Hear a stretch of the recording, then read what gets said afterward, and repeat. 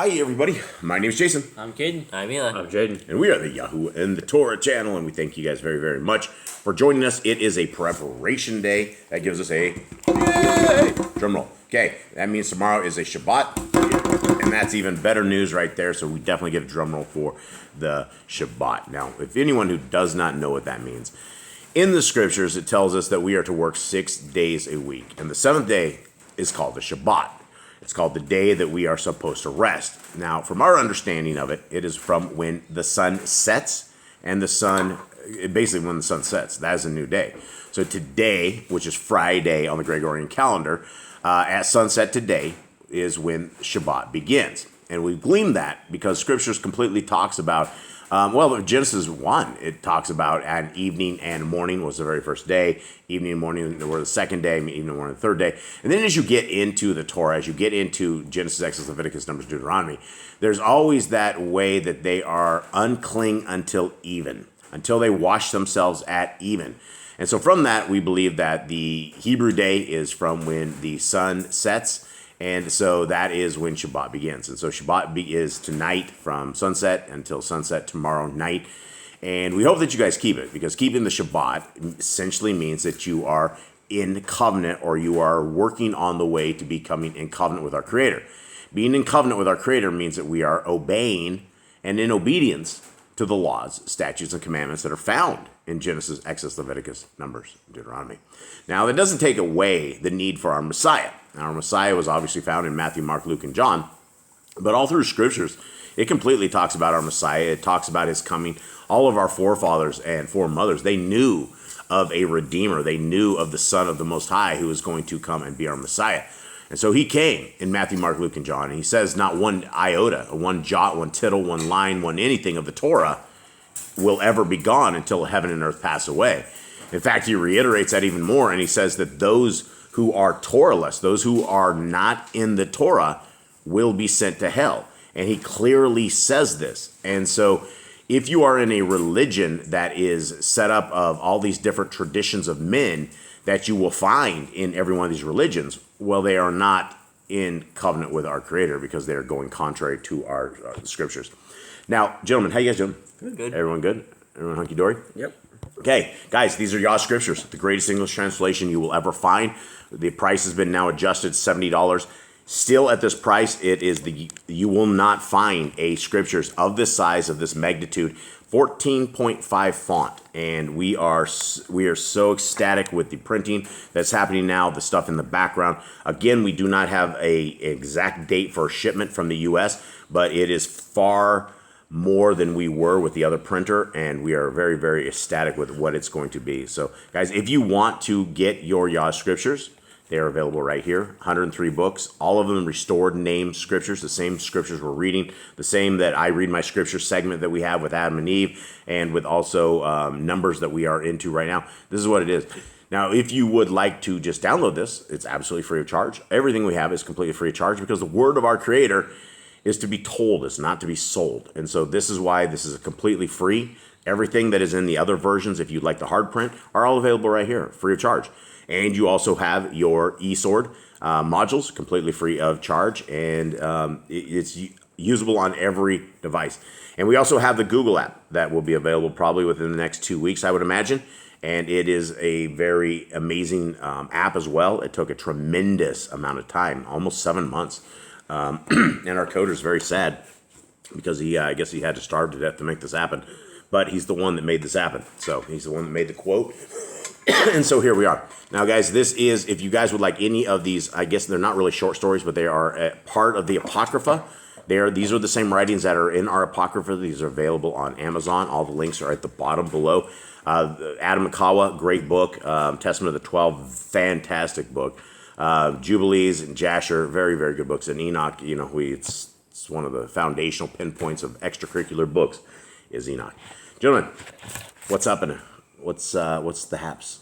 You guys made it through the week? Yep. Yeah, barely for the end of the week. Yeah. All good? Yeah. No issues? I think so. That's good. All right, so what happened yesterday? What happened yesterday that with the Scriptures, with David, Shaul, what's happening to get caught up to where we are today? Did they make peace? Was that yesterday? Did they make peace? No, they made peace the day before. This time he what was he doing? Yesterday was Abigail. Yesterday was there was David and his 600 men were hanging around this one little farm, and they didn't kill these sheep. They protected them. For a while, right? And then they left, and David asked this dude to give him some food for his people, and the guy refused and told him to go away. He goes, "Why should I give you anything? You ran away from your master. Why should I give everyone that runs away from their master food?" And so he wouldn't do it. He and his wife Abigail, she ends up giving David and his men food. Probably wasn't enough for all them, but she did make food for them, and she went out and delivered it to them. And David blessed her. And she went back, and then after her husband, next morning after he had been drinking and partying the day before, she told him what happened, and he said his heart died within him, and then 10 days later he died, and then David married Abigail and another lady. Yeah, so here we are. Okay, 26. And the Ziphites came to Shaul at Gibeah, saying, "Is not David hiding himself in the hill of Keilah, overlooking the wasteland?" And Shaul rose up and went down to the wilderness of Ziph, and with him 3,000 chosen men of Yisrael to seek David in the wilderness of Ziph. How long do you guys think this was? Since the last time that David and Shaul had an encounter, Shaul was going to be done because Shaul had seen the light. I think it's a little bit. It's a year, good amount. I don't know if it's that much. Maybe. It's long enough. Has adventures. Yeah, that people forget their things. I know they made peace, and they both said, and he asked David not to forget his children after when he becomes king. Yeah, and so what would you make of a dude up in the mountains like David with all these men, like bandits, probably not raiders, but like it's something that Shaul would be concerned about, because if you're able to carry on like a little army up in this group of people in these mountains and survive and keep on surviving, there's a chance that he could come down and get Shaul. Okay, like soldiers for hire. Yeah, soldiers for hire. Yeah. Something like a group of mercenaries. Almost something like that. Yeah, it's like the like Robin Hood, right? The guys decided they were going to go to the bandit side. Okay, 3. And Shaul encamped in the hill of Keilah, overlooking the wasteland by the way, while David was dwelling in the wilderness, and he saw that Shaul came after him into the wilderness. And David sent out spies and learned that Shaul had indeed come. And David rose up, and came to the place where Shaul had encamped. And David saw the place where Shaul lay, and Abner, son of Ner, the commander of his army. And Shaul was lying within the enclosure, with the people encamped all around him. And David spoke up, and said to Abimelech the Hittite, and to Abishai, son of Serah, brother of Joab, saying, "Who goes down with me to Shaul in the camp?" And Abishai said, I go down with you. And David and Abishai came to the people by night, and saw Shaul lying asleep within the camp, with his spear stuck in the ground by his head, and Abner and all the people lay around him. I was looking, are we missing dogs? Okay, I think we got him. Okay, 8. And Abishai said to David, "Elohim has surrendered your enemy into your hand this day. And now, please, let me smite him at once with the spear right into the earth, and not a second time." But David said to Abishai, "Do not destroy him. For who shall stretch out his hand against the anointed of Yahuwah and be guiltless?" David also said, "As Yahuwah lives, except Yahuwah smites him, or his day come that he shall die, or he shall go out to battle and perish. Far be it from me, by Yahuwah, that I stretch out my hand against the anointed of Yahuwah. And now, please, take the spear and the jug of water that are by his head, and let us go." Okay, now this sounded like a whole long conversation while there's a whole army of these people that were sitting here sleeping. Right? Yeah, like he's whispering, like somebody's gotta wake up, right? Yeah, nobody hears this, and it says later that Yah put all these people to sleep, like heavy duty sleep. But that's very interesting that you're able to go down in there, because most people don't sleep real soundly, especially out on the ground at night. And so it's crazy that he's able to walk down amongst 3,000 men that he took with him. Yep. 3,000 men, and walk to where Shaul is and have this conversation with his homeboy. And it's an interesting, very interesting feat to have been done. Okay, 13. No, 12. It's 12, yeah. So David took the spear and the jug of water by Shaul's head, and they went away, and no man saw it or knew it or awoke, for they were all asleep, because a deep sleep from Yahuwah had fallen on them. Aha. And David passed over to the other side and stood at the top of a hill far away, a great distance between them.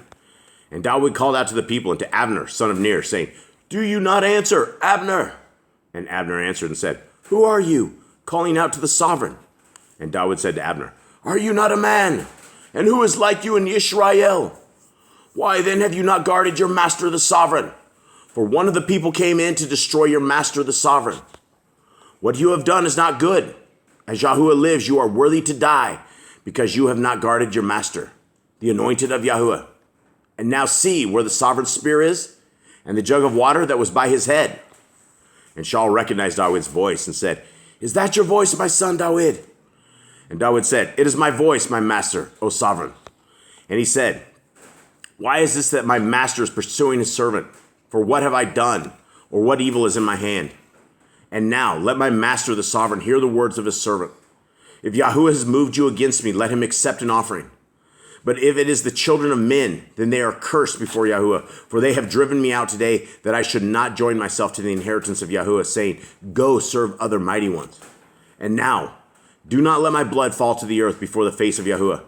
For the sovereign of Yisrael has come out to seek a flea, as when one hunts a partridge in the mountains. And Shaul said, I have sinned. Come back, my son David, for no more am I going to do evil to you, because my life was precious in your eyes today. See, I have acted foolishly, and have greatly strayed. And David answered and said, See, the sovereign spear, and let one of the young men come over and get it.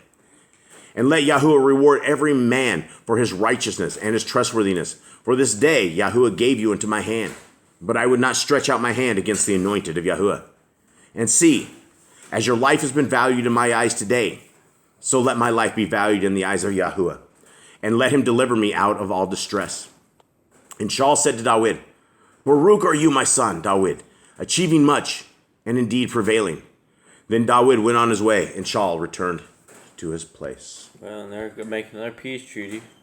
There it goes again, right? I won't come after you after I said I won't come after you. You think Shaul might be crazy? A little bit. Yeah, he might have some demons. Might have some issues or anything of the sort. Okay. All right. Well, everybody, thank you guys very, very much. We all appreciate you all. We all love you guys very, very much. And we hope that you guys keep this Shabbat. It is tomorrow. Again, sunset to sunset is when we believe Shabbat is. And we hope that you guys have a wonderful day. Take care. Much love. Shalom.